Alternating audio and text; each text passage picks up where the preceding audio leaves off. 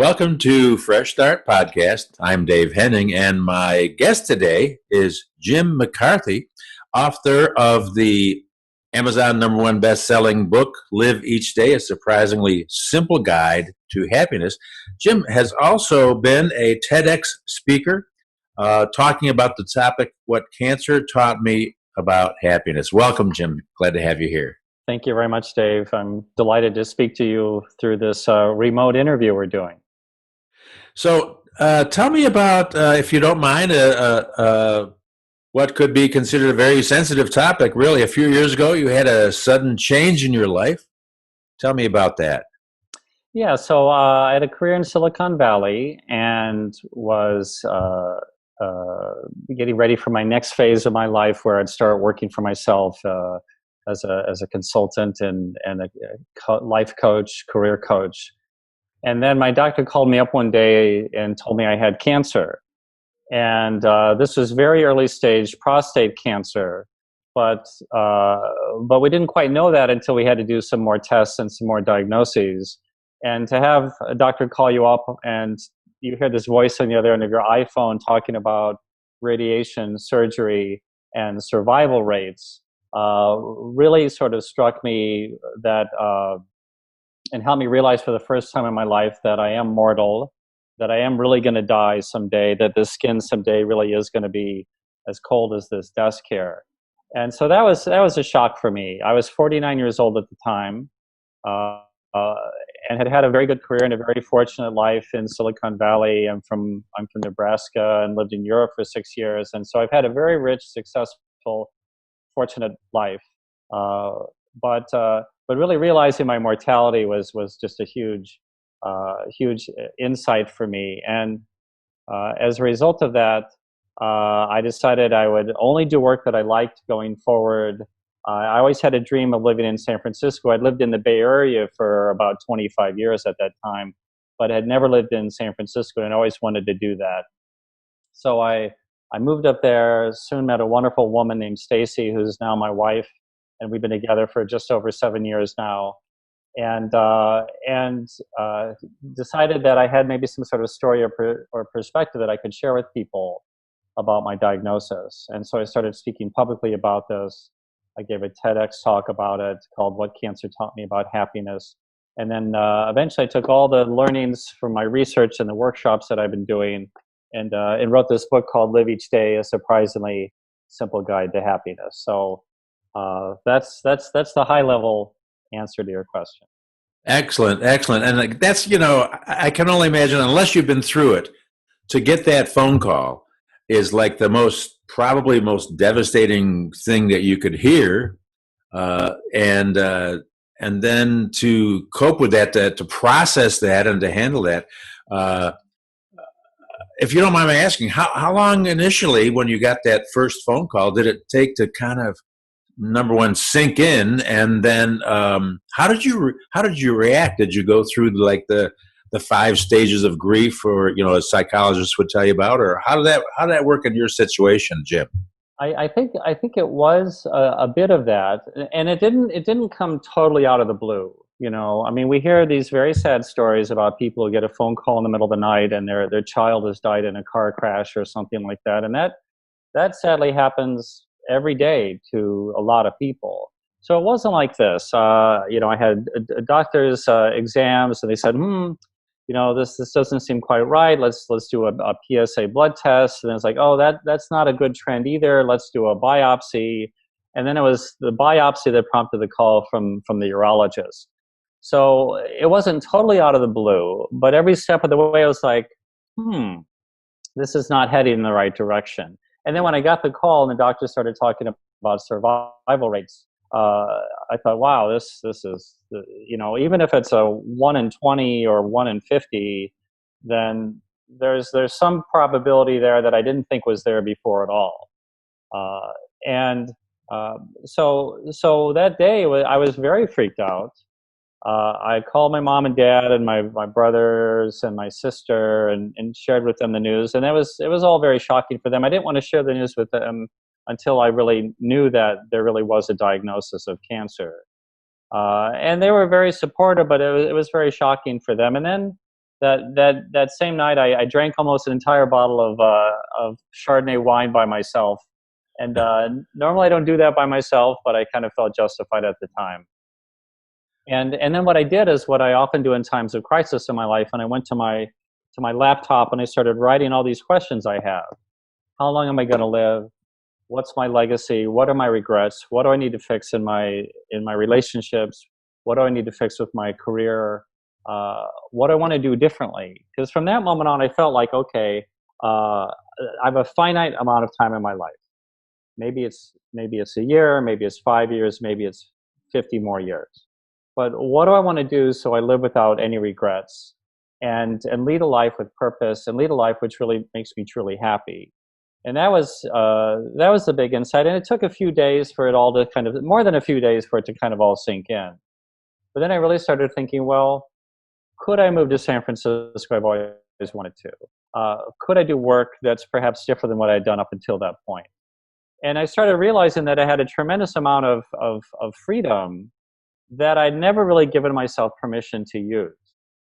And I think part of the takeaway for many of us is, a lot of us have freedom to pursue our dreams if we really have the courage to try. And lots of times we come up with all these different excuses. Well, I couldn't do that because I don't have the time. I don't have the money. It's difficult. I don't know how to do it. No one's ever done it before. I'm not supposed to do that. My parents would frown on me if I did that, or my kids would get angry at me, or whatever. And or I have to have a conversation with my spouse and figure out if that's the right thing to do or not. And a lot of us, we make up all these excuses thinking we have forever to get around to doing what we really want to do. And at that point I said, I can't make any more excuses anymore. Why should I make excuses anymore? Why don't I have the courage to do what I wanted to do, or at least try? And part of the research in writing my book is I found that the greatest regrets are not from people trying things and failing. The greatest regrets for people for never trying in the first place to even pursue their dreams.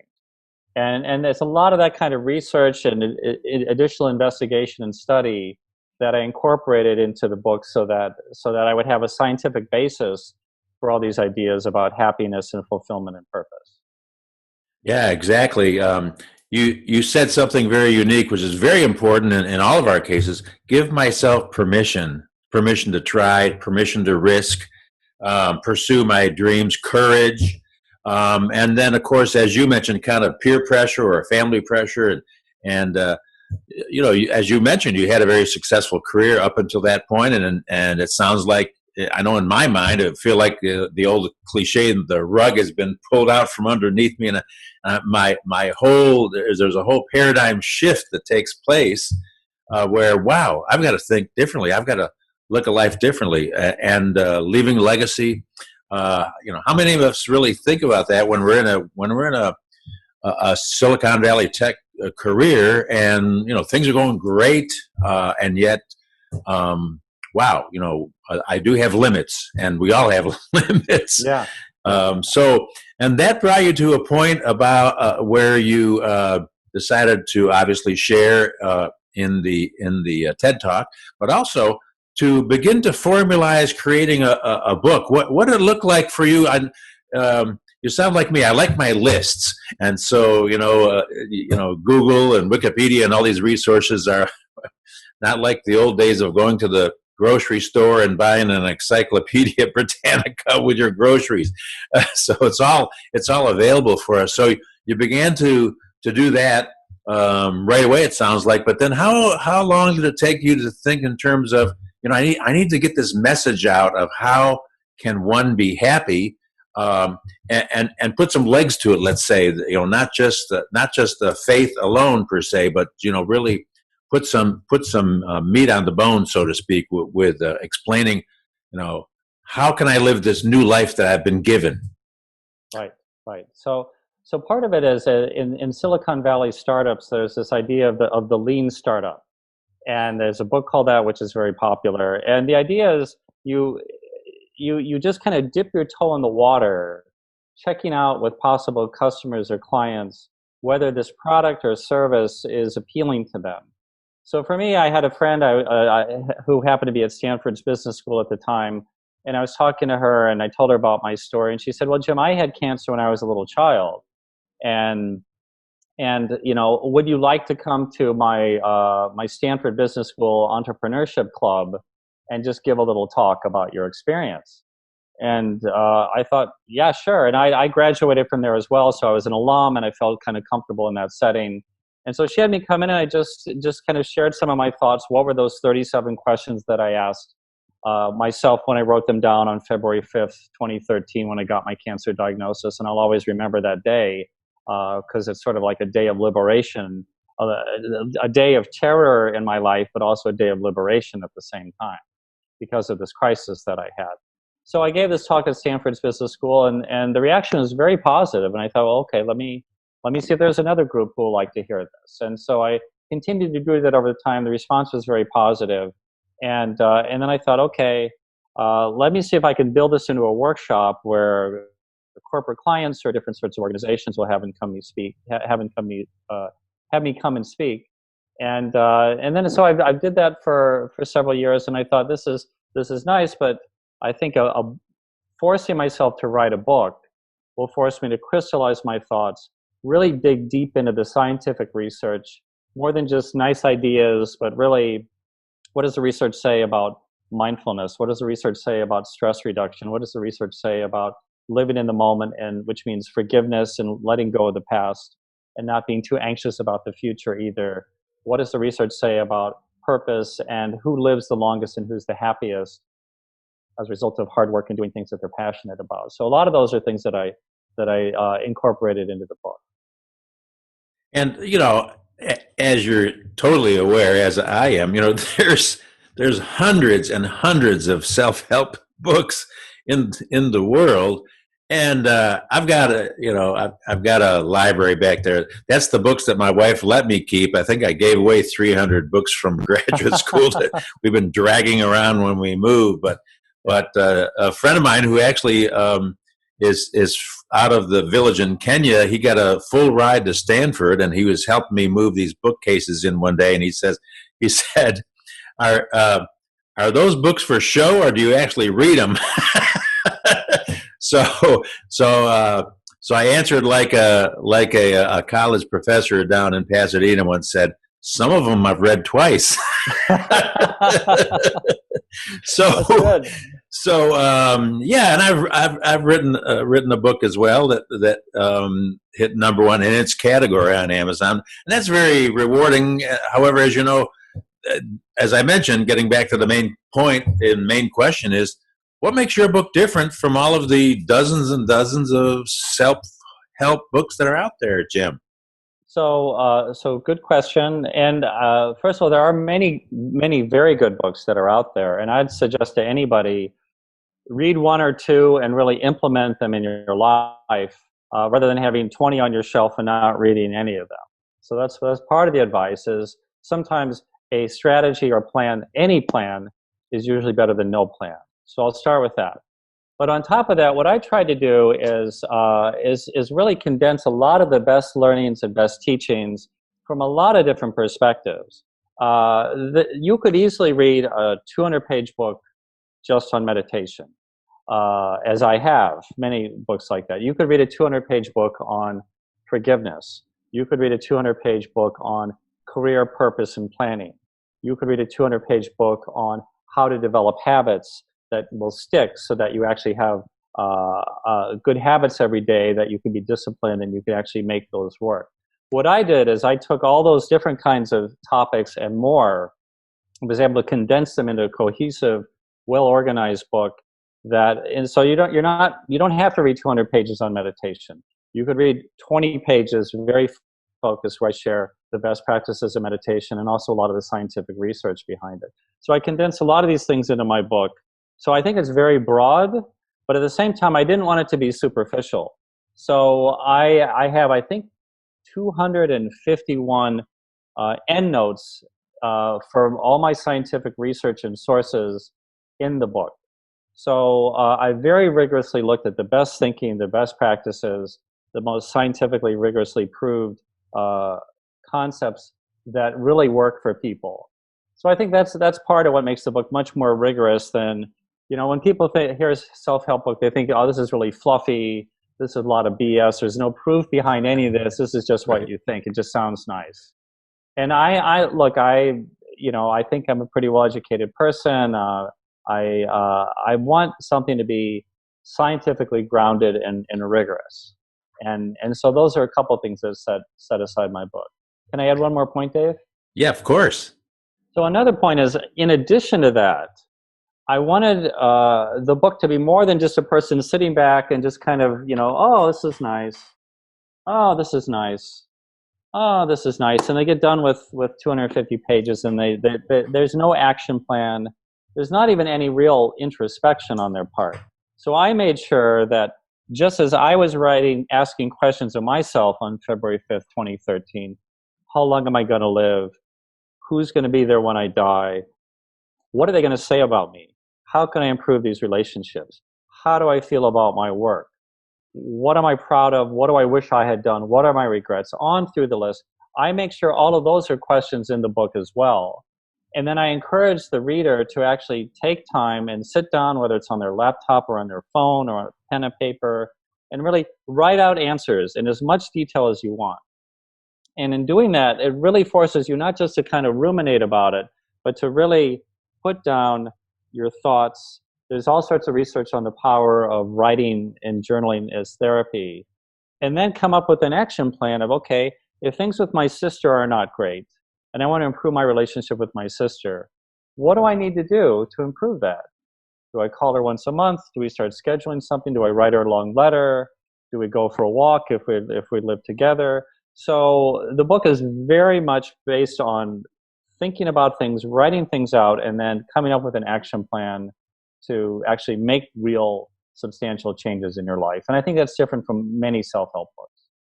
Well, that's fantastic. I appreciate you clarifying that because, yeah, absolutely. A call to action, making it practical and usable, as well as the scientific research. But I'm feeling that a lot of our listeners are going to literally fall in love with your book and want to get a hold of it for sure.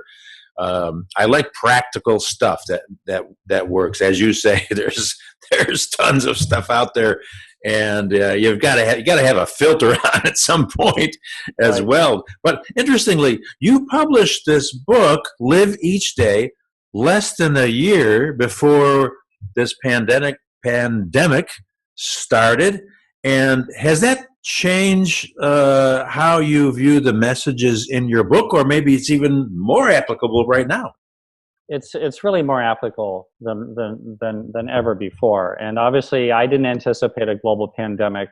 I did publish the book in March of 2019, pretty much about exactly a year before it really struck in many countries in the world. It started a little bit earlier in China, as we know.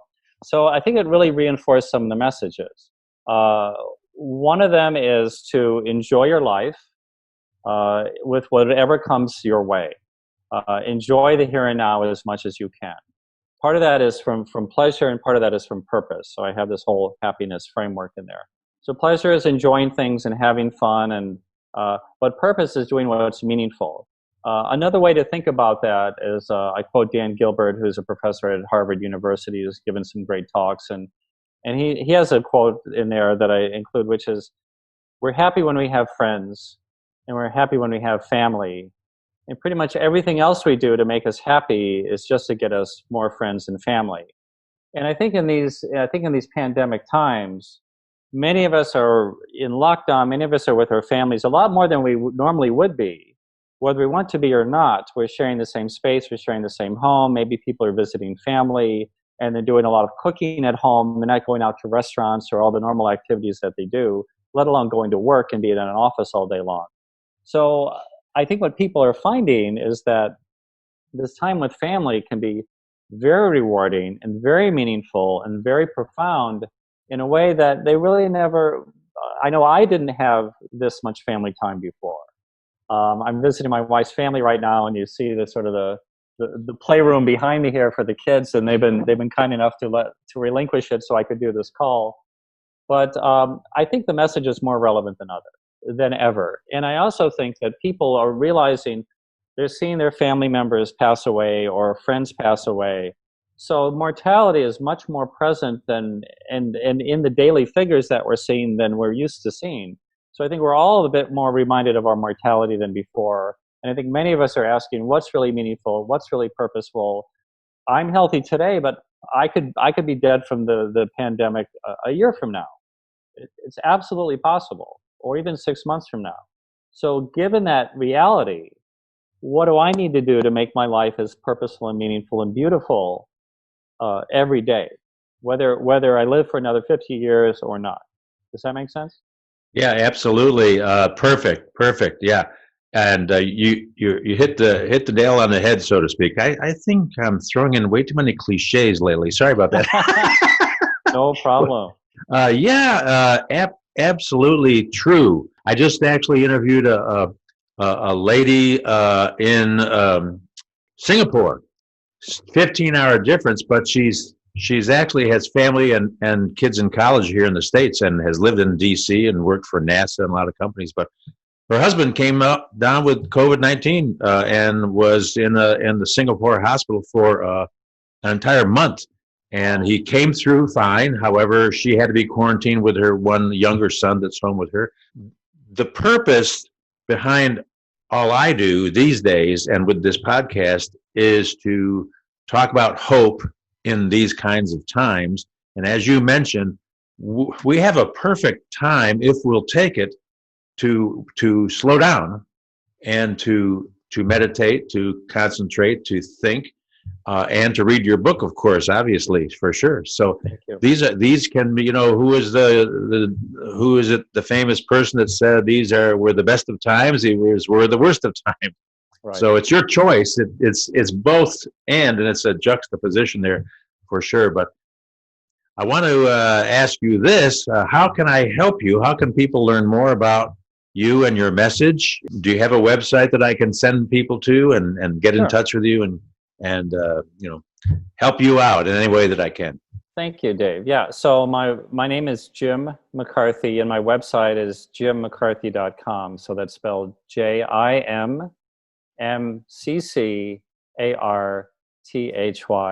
jimmccarthy.com. Or they could probably do a Google search on Jim McCarthy Happiness, or search for Live Each Day or Jim McCarthy Happiness on Amazon. And whether from my website or from Amazon, you can order the book. You can get it in the print version. You can also get it in the digital version, which is nice too. And you can get it immediately and start reading. So, and that's pretty much available worldwide, I think. So, lots of easy ways to get a hold of it.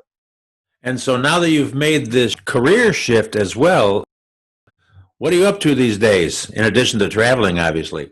Yeah, so we've been doing some traveling with my wife, which has been really great. And now we're visiting family here in the U.S., in Los Angeles and Nebraska, where I'm from. And then we're sort of seeing how things open up for travel to go to other places.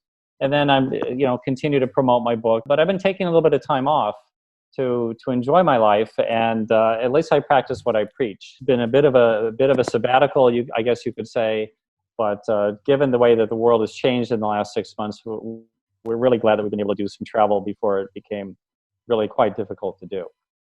Well, that's quite a concept. Take some time off. My wife, my wife and we are both tend to be workaholics because I believe that work is actually a blessing and not a curse. And so, however, I need to take my pulse here and take some time off to, as we say, enjoy life, and enjoy the blessings around us. So, Jim, it's been a real pleasure to have you on my podcast. Thank you so much. I'll get your website posted and we'll get this out to you. So appreciate your time today. And have a wonderful, safe travels. Good to see you. Thank you very much, Dave. I really appreciate it. Take care.